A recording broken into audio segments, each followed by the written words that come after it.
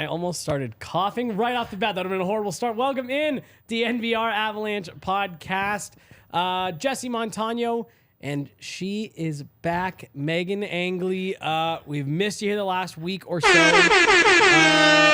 Meghan, I guess just first and foremost, how are you doing? Being back, all that good stuff? I'm excited to get back into a routine because first it was Nashville, and that was such a break from our normal scheduled pods with everybody cycling in and out. And then I went to Puerto Rico to be with family. And so now I'm excited to get back and be in my own home and start digging into some of the dog days of summer off-season topics that I know will probably be hurting to come up with by the end of summer, but I'm still excited for now because I haven't had a chance to really talk with you guys about hockey in a while. Yeah, it's, July 12th. So we aren't having to reach like too deep into the bag yet. Yeah. I think what we're gonna talk about today is still timely. There's still free agency is technically still going. I had this conversation with a buddy, I think it was yesterday, that like we're wanting to talk about, how did free agency go? Who did well? And like there are still a handful of decent names that are out there waiting to be signed. Vlad Tarasenko gets a new agent, all that stuff. But we are going to take a little bit of a closer look. Rudo and I spent this week talking about winners and losers around the league. So we're going to take a little bit closer look at what the Avs did and how those players may impact the roster. We're going to take a look back at some of the best and worst free agent signings the Avs have maybe ever made. But there is some bit of news that we want to talk about first. The first one you actually threw to me about 15 seconds before we officially went live, like during the countdown. And I realized we hadn't talked about it, but this is kind of what you were just saying. You and I haven't had a chance to talk about a lot of this stuff, for a while. So I just want to start here because Meghan, you and I talked about this on At the Rink pods. I mean, several times we had this conversation, and I believe it was last week. It does end up coming true. Martin Kaut heading back to the Czech Republic to play pro hockey over there. Do you think his NHL career is done? Like in terms of, is he done pursuing it? It feels like it wouldn't have to be if he didn't want it to be, but there is something so final about making that decision now when San Jose did offer him a qualifying offer and he could have, especially with the position San Jose's in right now, I think he would have had a chance at more NHL minutes. He already actually had decent NHL opportunity once he got to San Jose that I think he probably could have expected a little bit more into this next season. But some of the issue might have been there wasn't enough certainty that there would be enough to make it worth his time. Like, I think he would still be straddling both the American League and the National League next year, even with San Jose in the position that they're in. And I think this was a decision that was made around wanting to be closer to friends and family. This was teased by Czech media much longer before this actually came to fruition. So it just makes me feel like this is motivated by things that would keep him there for the long while. Yeah. And I think the skill level, there's still some part of it that I think hasn't been fully exhausted at the National League level. But so that's why it feels pretty final to make this decision now and not give just like a little bit more time to San Jose. No, I agree. And there's a couple things that you and I have talked about regarding Alex Newhook. Coming soon. I was trying to read and have this conversation at the same time. That's my own fault. A couple things that we've talked about with Martin Kaut. And one of it is that he has just always given off the impression that he was uncomfortable in North America. And again, that's not meant to be a slight. I mean, he's a young kid, moved very far away from home, but that he never struck me as that, like, I'm here because I'd give absolutely anything to be here. It did always strike me as there's a call back home. I'd rather be close to friends and family. I don't think he was ever necessarily bad in the room, but I am just kind of given to believe that he didn't make a ton of like super close friends because he liked to go home. He liked to leave in the summer. He didn't like to be over here. And maybe I'm not describing that all exactly right, and that maybe sounds worse than what it actually was. This I just always thought would be where Martin Kaut would go regardless of really kind of what happened over here. That triggered a couple thoughts. One is just his entry to North American hockey, freshly 18, was a culture shock. Mm-hmm. And if not for Pavel Francouz being there to help usher him into North American hockey, I think the transition would have been made impossible. Yeah. And so I do think that's a very fair part to consider in all of this. And he strikes me as a heart on his sleeve, very sentimental person. Totally. And so those relationships, friends and family, are of the utmost importance to him, that I think these were decisions that superseded hockey at the end of the day. I agree. That, isn't some deep-rooted character flaw. It's just, this is someone who loves his friends and family so much, and that probably motivated his decision the biggest. No, for sure. And it's, I think, saying he never fully felt comfortable. Over here would maybe be a little bit of a more fair assessment, because I don't want it to sound like I'm saying, oh, he didn't like it here, he didn't want to whatever. And then the second layer to this does go a little bit back to what you were talking about, him relative to San Jose. I thought it was interesting.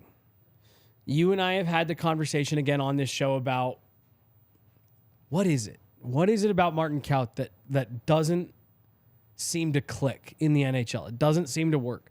There was a lot of speculation. Oh, do him and the Avs coaching staff not get along? Does the Jared Bednar fitness test from his rookie year, is that really still holding him back? Now, granted, I think an extension to that is he really struggled with that fitness testing every year, and I think that was part of the problem. But what is it? What is it that we're not seeing that these NHL executives, the NHL coaches are seeing? The Avs moved him to San Jose. He gets a chance with the Sharks right away, and he produced. He actually produced at a decent level, and they continued to send him down, pass him through waivers. Nobody claimed him. And we were saying, what is it? And then he leaves in the summer, and after they had offered him a contract, it feels to me, is work ethic too harsh? It's part of it. It's like, I don't know the greatest term for what we're describing here, but it is something about engagement. Yes. Commitment. Yep. Maybe it's the commitment thing. Because when your heart's in another place, even partially, because you have to imagine that to be a hockey player at a pro level, full stop, requires a level of commitment and discipline that I can't speak to. Right. However, there are levels to it. There are Nathan McKinnon levels to it, and then there are players, if their heart is in a slightly other place, even if it is well-meaning in friends and family and other things like that, and if the mental side of the game is difficult, which can be made more difficult with cultural differences, I think all of these things work together and can lead to on-ice engagement issues that... Thinking about being at home instead of being where you're at. And if in a simplified way. This is actually going to come up in the Newhook conversation. If your confidence has taken a toll, if you are with an organization or coming from one that didn't fully... What's the word I'm looking for? Because I don't want to say the Avs didn't give Kaut opportunity or didn't believe in him, but I think it was felt that the trust hadn't been earned here in Colorado. I think trust, Because he described wanting to play like Logan O'Connor. And I actually think a lot about Andrew Agozzino being a player that he played alongside when he first came into the American League, because he was meant to sort of model his game after the effort and energy level of Agozzino. And it just never quite got there. It's not that it was completely absent from his game. It just never quite got there. And I don't know that that's something that can be learned. You either have that or you don't. He couldn't skate at his first development camp because of the heart condition. He was there, but he couldn't skate. And then when he came back for training camp, day one was the Jared Bednar fitness testing, and Martin Kaut, I mean, like, just short of passed out on the ice. I mean, like, dropped to his knees, couldn't finish it, really struggled. And everyone kind of wrote the pass of, oh, he didn't play all year. But it just seemed to me that, like, his reputation with the Avs and then, maybe beyond, never, like, fully recovered from that moment where you could perceive it as he didn't show up ready to training camp.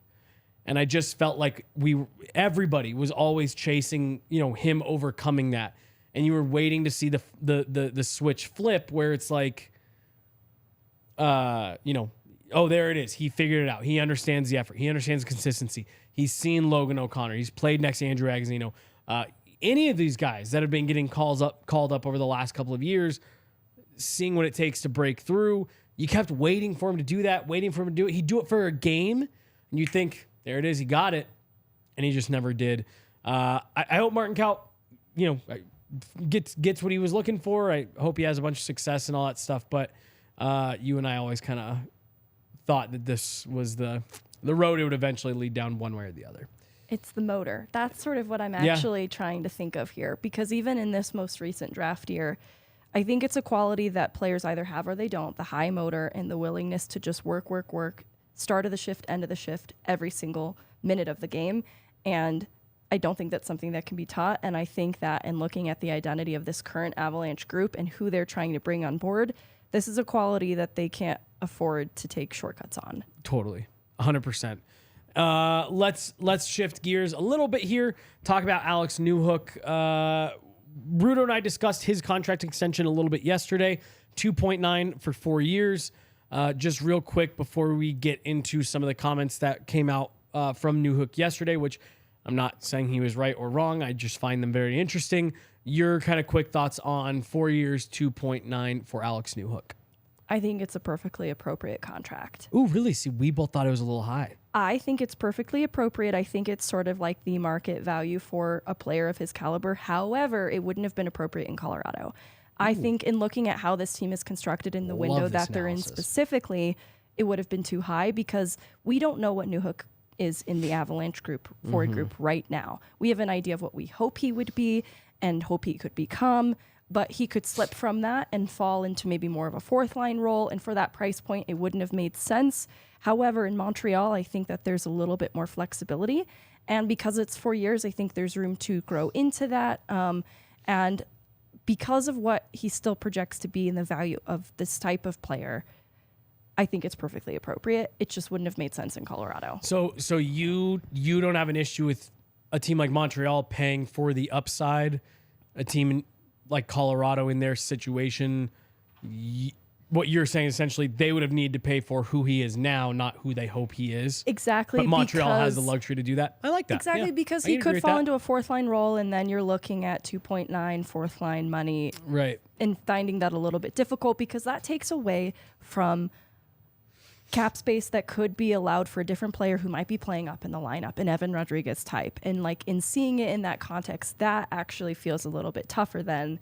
But for Montreal, I think they can afford to take that little bit of a risk. And what they're building around their forward group is a young core that he can grow with. That fits really nicely there. Now here's the one area where I will still disagree with you. And I likened it to, in a different way, the kind of the Val Nichushkin extension. I told Rudo, I said, this Newhook deal was a little bit higher dollar amount than I thought and a little bit longer than I thought. The fourth year is interesting. The like fourth instead year of is the third. interesting.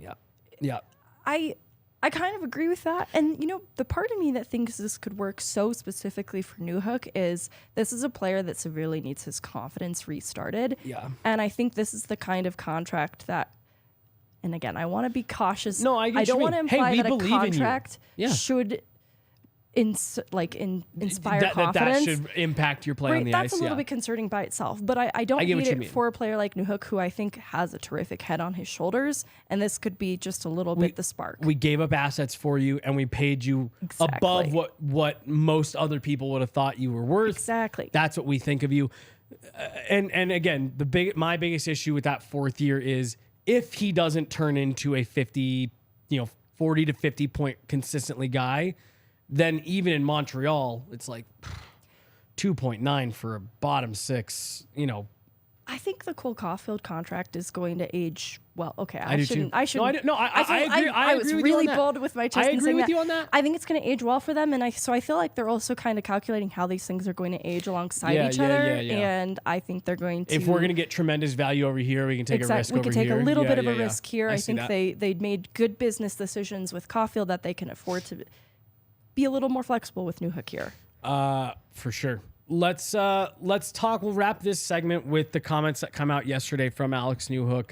Do you want to read it directly? Yeah, go ahead and read it directly. I would say I think I have it pretty off the top of my head, but I would rather have it direct. I don't know who this was he was speaking to. Okay, to be fair, this isn't a direct quote. It still is secondhand how this was interpreted. Yep. It's at Haps and High Heels. I think it is one of their beat reporters. Yes, yep. Alex Newhook says he has a lot more to give than he's shown in the past with the Avs. Newhook says he was frustrated at times in Colorado when he felt he was underutilized and not given a lot of opportunities. In seeing, too, that it's not a direct quote, I feel some sympathy for Newhook in wondering what the exact quote was and how much of this is the interpretation of it. And I've done this with quotes before, too, so that's not a criticism of that decision. But it definitely is something we should unpack, both sides of it, because I've seen a lot of really critical takes of this commentary. Peter Baugh, good friend, was here actually a couple minutes ago. This was the first thing he talked to me about, were these comments specifically. Yeah. What did he have to say? Kind of what I think we're going to discuss a bit here, but we don't think the criticism was applied quite fairly. Like, there is some criticism of the comments? Of the comments. There's nuance to the type of opportunity that Newhook received. And Baugh's interpretation, which I think is a correct one, is that Newhook was given opportunity, but not the opportunity to make mistakes. And he was kept on a very short leash with Bednar, understandably. Because of the window that Colorado was in, they are in a compete and win now mode, that they couldn't really grant many allowances for Newhook. And so it's a fair point that he had to be kept on a short leash, but it also harmed his confidence in such a detrimental way that it showed in what he was able to do. And to that end, too, Newhook was given opportunity, but my point was that it wasn't always created equally. Second line minutes wasn't always second line players. Sometimes that did look like a hybrid of Martin Kaut and Evan Rodriguez. And that was a little bit difficult and something to consider, that it wasn't always Val Nichushkin or an Arturi Lehkonen at his side, or because he was moved to wing and middle at points, he had strengths and weaknesses at either position as well, including on the wing, where we saw some better flashes of greatness from Newhook, but this is also where he was maybe outmuscled off the puck a little bit more, and it wasn't until he resigned to more of a depth role that we saw him start to play the body a bit more. So all put together, I think that Newhook did receive some opportunity, but he was kept on a short leash. It wasn't quite extended. Like, when he did begin to make mistakes, because the Avs needed to string together some wins, because the whole of the team was not doing so great. This is where finishing became an issue for the entirety of the team. And Newhook not being able to find his offense, which is supposed to be the strength of his game, made it impossible to justify keeping him up in the lineup. And it's a tough decision. I don't disagree with why it was made. But I do also feel sympathetic that because of all the injuries and call-ups that happened, sometimes this opportunity wasn't quite what it seemed for him. See, Megan, I struggle a lot of times when I see this type of conversation around young players, like opportunity. They need opportunity.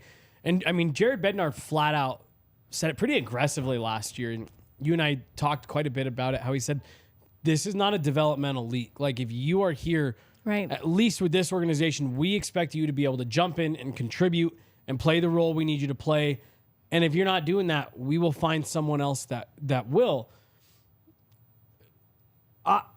I struggle at times because people want to take a step back. Even Martin Kaut, I think there's some revisionist history done on his opportunity in Colorado, how, he hardly got any opportunity. Like, the Avs have given plenty of looks to these kids. Alex Newhook got plenty of power play reps. He had some penalty kill reps at times this year because they were so depleted. He was asked to play bigger minutes at times. He was asked to play, he got reps, I'm not saying a ton, but like, he got reps alongside Nathan McKinnon, alongside Mikko Rantanen, some of the bigger players at different spots over these last 2 years. I always thought the criticism against the coaching staff for not dropping him in Nazem Kadri's spot last year in the playoffs was ridiculous. Yeah. You were in the Western Conference Final, Stanley Cup Final. You did not, unless Alex Newhook was, just shredding that bottom six, you did not have time to mess around with dropping a first-year player into your top six heading into the Stanley Cup Final against Tampa Bay Lightning. So if you want to say that was an opportunity not given to him, sure. I'll give you that if you want. I just don't quite see it that way. Here's my issue with the whole opportunity versus what did he actually do. Because I agree with you. I think there was a short leash given. Here's your opportunity. Can you do it? Nope. Sorry, we can't. Okay, here, we're going to give you another opportunity. Can you do it? No? Okay, whatever. Next. Moving on. I just saw too many times this year where Alex Newhook did not rise to the occasion of, we're laying this opportunity in front of you, go take it. I think his best hockey of the year, his most consistent hockey of the year, came when he was playing alongside Logan O'Connor and Andrew Cogliano. And you can have all kinds of conversations, which we have had before, about, okay, if he's playing up in a healthy lineup in that 2C, how much does that look different? How much does that help? And sure, you can maybe talk about that, but it's a little bit, and I'll use concerning, but that's maybe a dramatic word, concerning that his best hockey came when he was playing in a fourth line role. Why didn't we see any of these like great extended flashes when he was given these little bit, higher up in the lineup looks, power play opportunities, top 6 reps? He started the season last year as the 2C. With Alex Galchenyuk and Evan Rodriguez, more or less. Yes, you're not wrong, but again, like, what I think we never saw from him was him seize any of those opportunities with an extended flash. I'm not saying he had to take it once and be a second line center for the rest of his career, but I would have liked to see these last 2 weeks, Alex Newhook has really, put the pressure on the coaching staff. How can you drop him back down the lineup? Okay, he struggled for a few games. Maybe you got to shift him around, get that confidence back. It seemed to me like that confidence, once that confidence went, his play just became too inconsistent and unreliable. And Jared Bednar has told us, I like to know what I'm getting. And I did not feel like you knew what you were getting from Alex Newhook. I think the best hockey we saw from him, and this is maybe where the overarching criticism of Newhook comes into play, and that is that he was a little too reliant of who he played alongside. And that when he was playing alongside players who are known for their consistency and what they bring to the table is very known. In Andrew Cogliano and Logan O'Connor, though, you're not expecting a ton of offense. These are where we saw some of the best flashes of Newhook and where he also played the most consistently. But that can't be something that is only dependent upon who he's playing alongside. Yeah. And I think that's where what was wanted from Newhook was to take some more ownership of his own identity as a player. The versatility in his game, I think, will serve him well. But there's also a component of needing to be more sure of who he is as a player, regardless of the line that he's on and who he's playing alongside.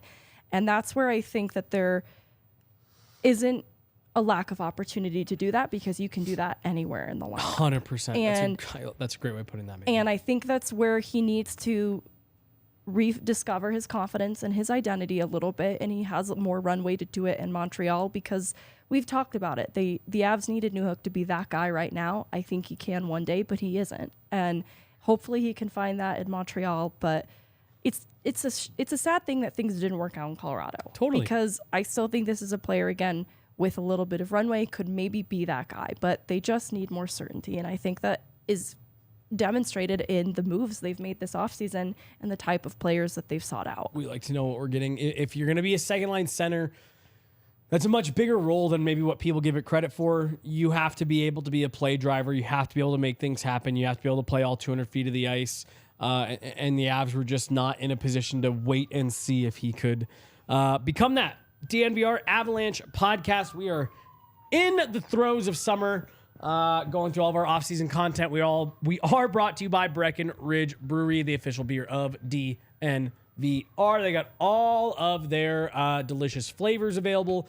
Rudo and I were just gushing yesterday about a nice strawberry sky here on a nice hot summer day, which it is a nice hot summer day. I've been complaining a lot on Twitter the last week about how bad the weather has been.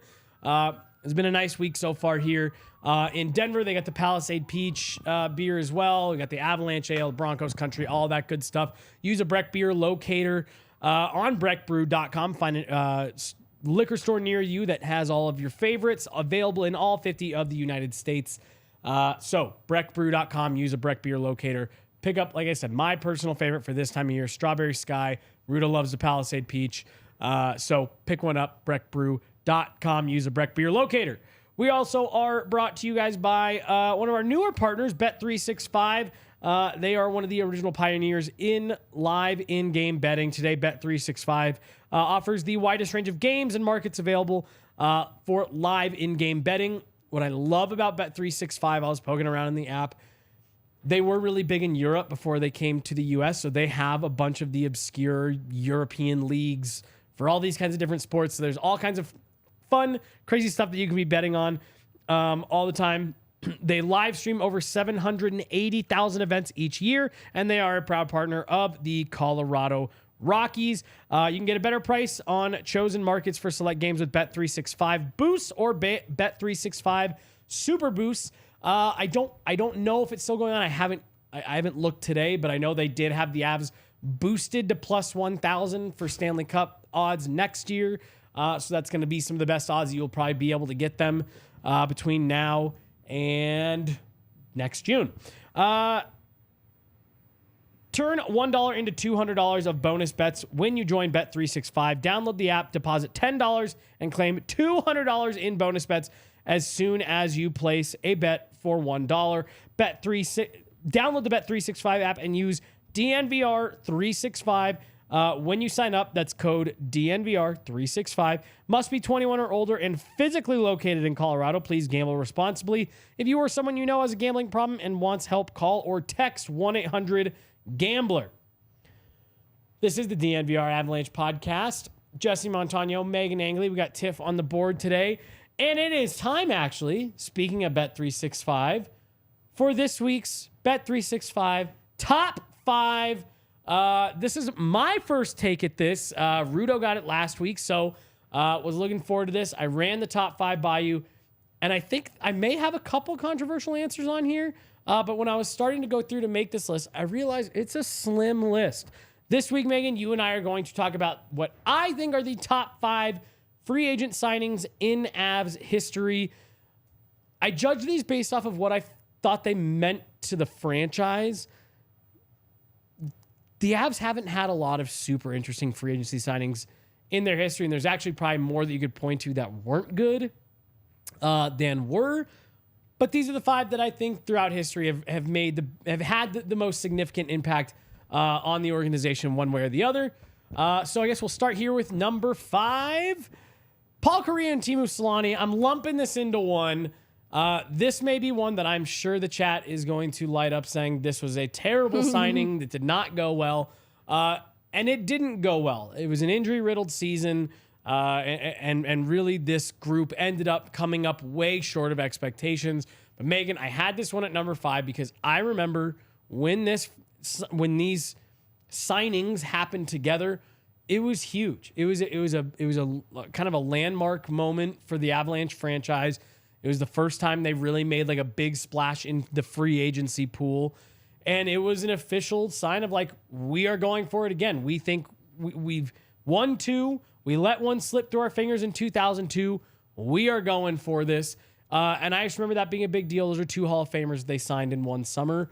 Do you have any memories of this, or do you try to block this one out because of how it ended? No, I don't have memories of this, but my interpretation of it is very similar for your reasoning in putting it in this list. And it marks a time where the Avs were a destination for players that would have been highly coveted and wanted even by their former team to stay on board. But they made this decision in this last ditch effort in choosing Colorado. This is where I think I can win. This is the place that I think I can do it. I want to be there. And I think with Colorado, this is still an open-ended conversation regarding how desirable Colorado is for players to land. And we still aren't exactly sure how easy it has been to bring over some players, entice them, and for different reasons. Like we've talked about why Florida has been able to maybe entice some players into coming. And I just think this marks a time where the Avs were historically the place to be where you wanted to win. I think they're in a similar position now. And I can really appreciate when players seek out and want to be in Colorado because they see this as the place you can win. And though the outcome, like for these players, especially on an individual level, wasn't what we had hoped, I can appreciate where their head was at and how they valued Colorado at that time. It really felt like, cool, just plan the parade route now and we'll deal with the logistics later.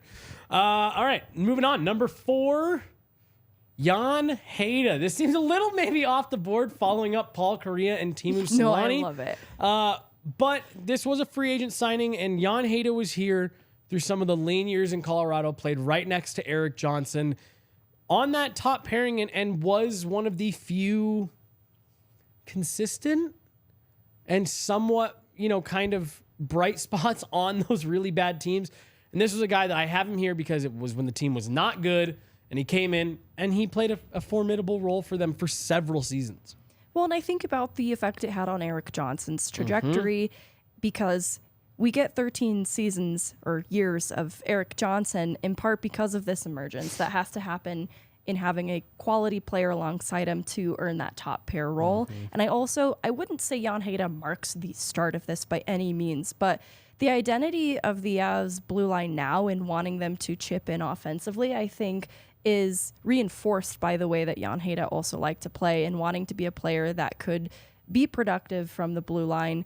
And I think that all of these things kind of work in laying a foundation for what the Avs were to become once they got out of the dark years. And I think this was something that was a long time coming, and it doesn't start or stop with Jan Hejda, but I think he plays a role in it completely. You tying him to the eventual trajectory of Erik Johnson, I think is really interesting. Not even really something that I had considered when putting him on this list.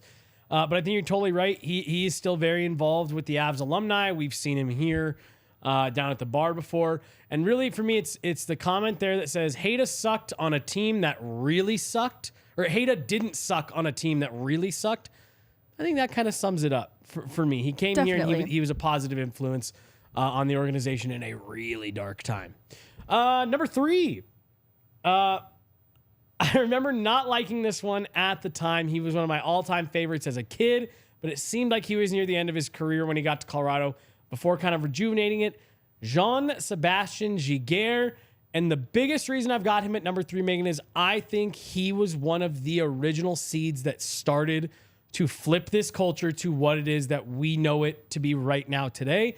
I think Jared Bednar kind of took it the rest of the way, but J.S. Giguère was the first person when this team was really bottoming out that stood up and said, I'm not taking this anymore. We aren't doing this. I'm not listening to your guys' plans about Vegas and Cabo and all of that. We have games to win. And I cannot help but think that part of his influence here rubbed off on Nathan MacKinnon, on Gabe Landeskog, and really led to kind of what we know as the core now. And it was the mentality. And he was also pretty good for the Avs. I think he was steady, and I actually, in linking Erik Johnson's trajectory to Jan Hejda, I am linking Varlamov's trajectory to having the veteran mentorship of Giguère and net. And I think that having that mentorship wasn't just good for the entirety of the team's culture, because I think there was a reality check in how Giguère responded to the Vegas comments that I think is such an important call out, because in a couple of these, we are talking about a foundation that's being laid for the future of a team that will eventually go on to win a cup. And I think you're right. I think some of that culture starts with Giguère. But I also think Varley, whose time in Colorado was definitely, I think people evaluate it differently, but I do think that Varley was also, didn't suck on teams that did suck at times. He could be the guy that they could count on to close out games. And Varley becoming that, I think, starts with having that mentorship from Giguère. So there were a lot of things that I liked about Giguère in his time here as well. And the last part of this, Nathan MacKinnon's rookie roommate. He lived in J.S. Giguère's house. I believe it was just for his rookie year. But again, that just goes a little bit back to, I think J.S. Giguère really was, if you dig deep into, what kind of built all this, I think J.S. Giguère was the first building block for the culture that it is that we know now. He was such a competitor. I don't remember the details of this so clearly, so I might mess up some of it, but needing to have a specially formulated brand of Gatorade because he would lose so much fluids during games is, I think, so Nathan MacKinnon coded. Totally. No, I have forgotten about that, but you are 100% correct. He had to have a special formula to help rehydrate himself because he would lose so much fluids over the course of a game. Number 2, and this is one that I remember really being excited about when it got done, Jarome Iginla. This is the second Patrick Waugh summer. They had just won the Central Division, made the playoffs, and this felt a little bit to me like the Paul Kariya, Teemu Selanne thing, where there was a big name. The Avs had just lost Paul Stastny in free agency, so they made their big splash, went out, acquired an all-time great, had a 29-goal season his first year in Colorado. And again, on those couple of seasons thereafter where he was where the team really went through some dark days, I thought Jerome McGinley was a bright spot, and again continued to push guys like Gabe Landeskog, Nathan McKinnon forward in their development, despite the team struggling. And he was a good Av. He was a really good Av. He was a good Av. I think he is so much a part of the blueprint of like what we look for in players today and cultural fits, because of him just being such a positive and bright person as well. And it going back to the conversation of Colorado being a destination that players see a chance to win. And I think that there's some truth to, again, viewing Colorado in that way as well. And then just the, again, veteran presence that he brings in having this full career behind him before even coming here. I think that it works together. He was a good Av. Yeah. No, I thought he was a really good Av, even though it was short-lived. That was, again, another kind of what I considered to be marquee signing. We were able to attract the big free agent. And then my number one, this has been thrown around a lot, probably shouldn't be too surprising. It's Big Val Nichushkin, originally acquired by the Avalanche on a 1-year show-me deal for $850,000. Is now one of the highest paid players in the league, on the team. Bona fide top 6 player. At times by several players on both Tampa Bay and Colorado side, was referred to as the best player in the Stanley Cup final. Megan, this is the blueprint that everybody now points to when you talk about any kind of reclamation project. What the Avs have done with Val Nichushkin as a free agent coming back to North America from the KHL relative to what he is now. This is like one of the ultimate success stories for free agent signings. It's one of the ultimate success stories for Colorado in what they were able to get from this player. Like, free agent or otherwise, I think this is when we talk about, what's the word I'm looking for? Projects. There's a specific word. Reclamation? Reclamation projects. This is a word we throw around a lot because we see the success the Avs had in Val Nichushkin, that it's even inspired this hope that they can do something like this with other players. Yeah. And it's hard to believe that until we see it come to fruition with other players, but it took about 3 full seasons before Val Nichushkin reached this potential, which is such a far cry from what he came to Colorado. The starting point to where he ended up is such a dramatic difference, and it's why he got paid. And his fingerprints are all over the 2022 team and the success that they had. And some of it, I think, is this was a player who already fit what Colorado needed in some ways, but then so much of it he had to become. And he became that over the span of those 3 seasons in Colorado. And that is from his own commitment too, and what he brought to the table. I think it's such an easy choice for the number one because of all the work that Val Nichushkin had to put in to get to that point as well. Well, and you mentioned the 2022, his fingerprints are all over it. The thing that's always most impressive to me is that, again, I spoke to players with Tampa Bay this year. Obviously, we spoke to a bunch of Avs, all throughout the year about it. And I had several players on both sides say there were multiple games where Val Nichushkin was the best player. And you consider he was doing that with that foot injury. He's a special player. I'm anxious for him to get all of this stuff from the end of the season put behind him, be able to get back on the ice and just start playing, because he's a pleasure to watch. And when you consider the way that he was brought on board to this Avalanche group, it's impressive and it's a fun memory. 1 year, $850K has turned into all this, Megan. So that was the Bet365 top 5 of the week for the DNVR Avalanche podcast, and top 5 free agents: Paul Kariya, Teemu Selanne, Jan Hejda, J.S. Giguere, Jerome McGinley, and Val Nichushkin. There it is. Tell us why you agree. Tell us why I'm the biggest idiot on earth and I've never watched hockey before. Yeah, let us know what you think.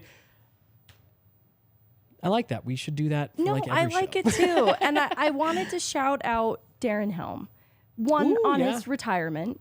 Congratulations to Darren Helm. But also, kind of similarly, and looking at the efficacy of that 4th line in the 2022 playoffs, I don't think they survived the Western Conference Final without the Helm, OC, Cogliano line, and I think that he was such a good fit in Colorado. I'm glad that he chose Colorado as a destination, and this is one success story where it paid off and he was able to get the cup here in Colorado in taking that gamble, and I was really happy that it worked out for him.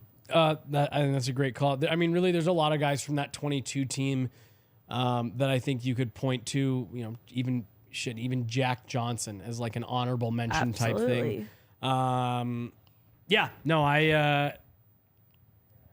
We should revisit more historical Avs stuff like that this summer. Definitely. Because that was the other thing. Going through and making that list it was fun to relive some of the good and, my goodness, some of the bad. Oh, God. Those are like the most formative years for my hockey, too. Were some of the worst years of Avalanche hockey. Yeah. Oh, my gosh. This is the DNVR Avalanche Podcast. We are brought to you guys by Shady Rays. I was staring at our one of our lovely sales. One of our Caitlin, one of our sales people, came down and was just standing off to the side of the set a minute ago. I was like, "What is happening?" And as soon as the camera cut to me, she delivered. Ooh, those are great. I have. Ooh, those are they're really nice. nice. I like those. Delivering a fresh pair of Shady Rays to Megan here. You can shop their entire collection online, or you can hit their brick and mortar store inside of the Park Meadows Mall here in Lone Tree, Colorado.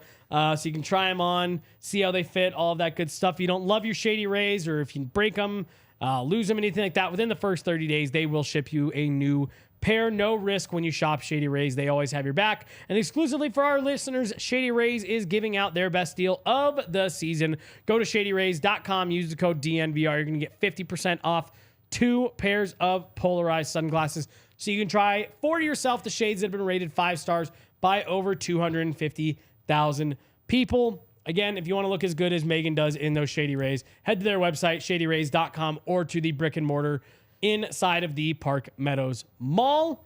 Also brought to you guys by Backus and Shanker. They've been winning for Colorado families for over 25 years. 222-2222. Megan, if you get hurt in a car accident, on a scooter, bike, ride share, walking, if it wasn't your fault, give that number a call. They will help you out. They even help you out if you were injured at work and it was not your fault. They've won over $1 billion for their clients, and best of all, they don't charge you a thing until they win your case. So they'll take your case, they'll hear it, they'll let you know if you even have a case.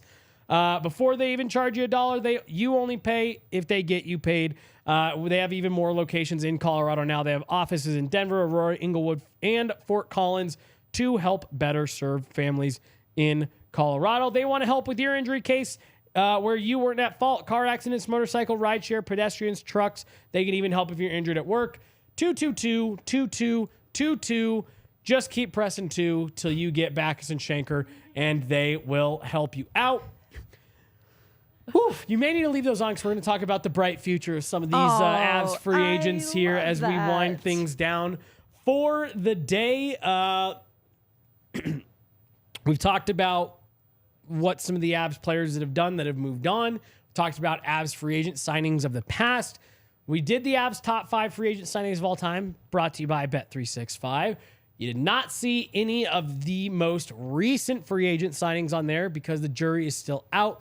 Megan, my question for you is, and I'm going to extend it to Ryan Johansson because they weren't super active in free agency this year. But I want to know from you, of Ryan Johansson, Jonathan Drouin, Miles Wood, and Ross Colton, who do you think is going to have the biggest impact on this roster that when we look back at this a year from now, say, yeah, these guys were good. He struggled, this, that, and the other. But man, this player was a good get for the Avs. Do you have one in particular that jumps off the page to you right now? Well, it's like 2 in particular, but the one that kind of comes ahead in the end is Ryan Johansson. And it is because of everything I've heard about who he is as a person that I think is going to be such a slam dunk cultural fit in Colorado. The concern around whether or not he's, like, we're told he's healthy, but how that looks in on-ice gameplay still remains a little bit of a concern for me, in addition to just matching the speed generally of Colorado.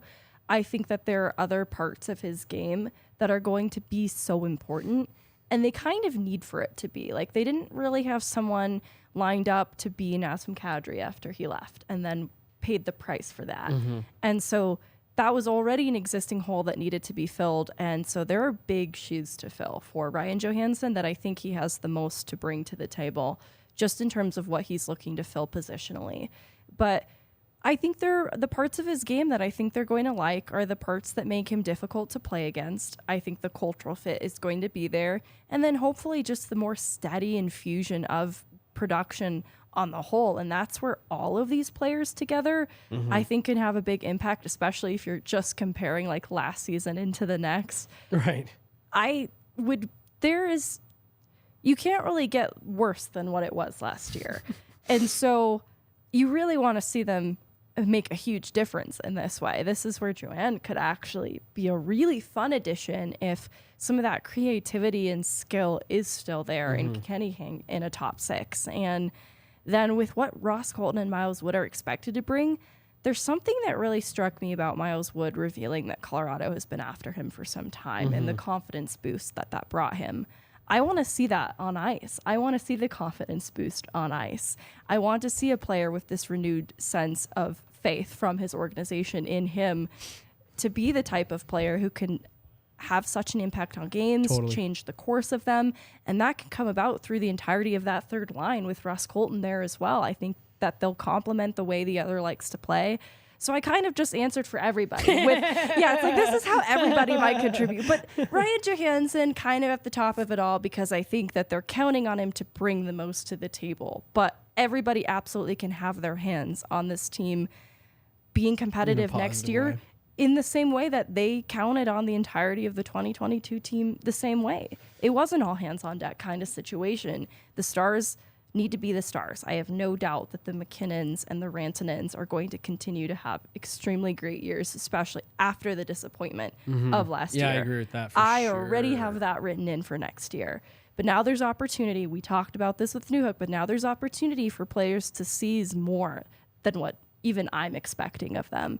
And that's where I hope the boost in confidence for Miles Wood is something observable.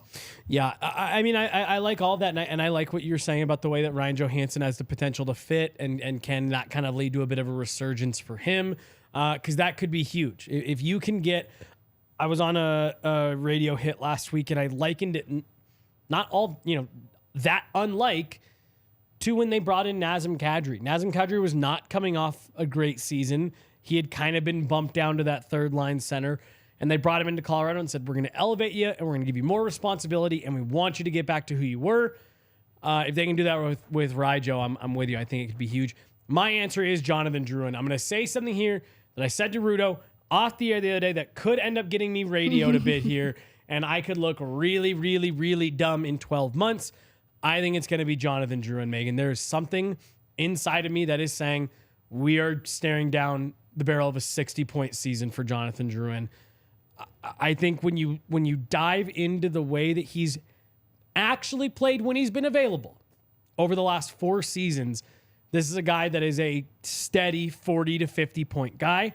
I think that playmaking is still there. I think the skating is still there. I think the vision is still there. I think he's had a rough go these last few years between actual injuries and then needing, some help on the mental health side of things. I think he's got his head on straight. I think he's ready to play. I think he's healthy. I think he's going to get to Colorado. He's going to get opportunities with Nathan McKinnon, who, even if they aren't necessarily playing right next to each other, it's a great friend who said he openly advocated, Chris McFarland said he openly advocated for Jonathan Drouin to get to Colorado. There was a story that just came out recently with Elliot Friedman saying that when he spoke to Nathan McKinnon, I believe this was right before Drouin was traded to the Canadiens, that he told Elliot Friedman, I need you to talk up Jonathan Drouin. I need him to get to Colorado. That's someone who's in his corner. We keep going back to the confidence thing. That's got to be a huge boost of confidence. Right. The highest paid player in the league has been begging his management to bring you to his team for X number of years. He's here. I think we are looking at what could be a huge season for Jonathan Drouin. And really the biggest thing is he needs to stay healthy. This is the one part I keep wanting to double and triple down on. Him having a 60-point year, if he plays, close to 82 games, is not that lofty when you look at his point per game production over the last 4 years. That is him just overperforming by a little bit from what he's done the last handful of years. I think he can do that. I think he's going to get an elevated look in this lineup.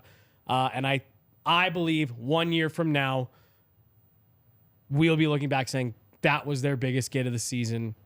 How are they extending him? What does the extension look like? And I think that we've seen this in other players, even who just share momentarily ice with McKinnon, Rantanen, and then any combination of Lehkonen, Nichushkin, the bump in their play, to include JT Compher. Now, that's not to take away from what JT Compher was able to accomplish by himself. No, but I think moonlighting in the second line 100%. last year, and it honestly just the top six generally, and then getting the then PP1 minutes was a complete bump in his play. I think to an extent this happened with Nazem Kadri as well. Like, again, separate, very good players who still had the tools as well, especially Nazem Kadri. But then with a supporting cast that is made up of Nathan McKinnon and Rantanen, the bump is inevitable. Yeah. So for Drouin, it's going to be very feasible. But then getting the opportunities likely on the power play as well are going to be other ways in which they can lean into this side of their game again in a way that I'm sure is exciting, especially to then be reunited with Nathan McKinnon too. I think the confidence boost is also a completely true part of this story because players will remember which teams took a chance on them. I mean, Val Nichushkin's a great example. 100%. He's signed here and straight up said, these are the guys that took a chance on me. Like, yeah, because we heard that like this Nichushkin contract, before it happened, this was considered a friendly-ish deal that he took for Colorado because this is the team that took a chance on him. So you're right. It matters. He understood the value of that relationship. And I want to make sure I mention, we talked about it with Alex Newhook about seizing opportunity. Jonathan Drouin's going to have to do the same thing. He's going to get his looks, and he's got to take advantage of those. But I just think, to your point, the makeup of the line that he will eventually be on, whether it's Rantanen, McKinnon, whatever, if you run out night one with Lehkonen, McKinnon, Drouin, you have your playmaker, you have your shooter, and you have the guy that's going to go dig pucks out, get to the front of the net, be hard to play against, heavy on the wall, forecheck. Like, that is, if you run that, and then you run Nichushkin, Johansson, Rantanen, you have a very good top six that checks each box: a shooter, a playmaker, a forechecker, to simplify that last role as much as you can. And I just think it's going to put both Ryan Johansson and Jonathan Drouin in a really good situation to succeed. Stack that with the culture and the systems and the, everything that we've seen that have made a lot of what you were referring to, these players come in and be able to take their game to the next level. Add in all of that, and I think it's inevitable for a guy like Drouin.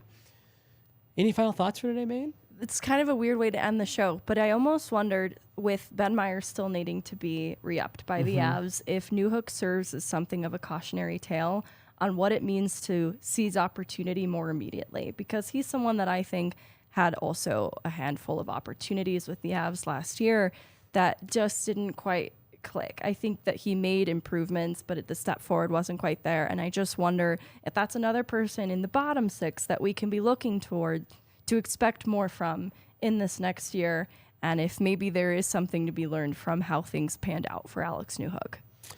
Ben Myers is definitely one we'll be keeping an eye on. I think he is at absolute worst your 13th for this year. I expect him to be, at this point, you're probably looking at him as the opening night 4C. It's tough. For right now. So we'll see. Megan, so great to have you back. Glad you made it back safe. Too.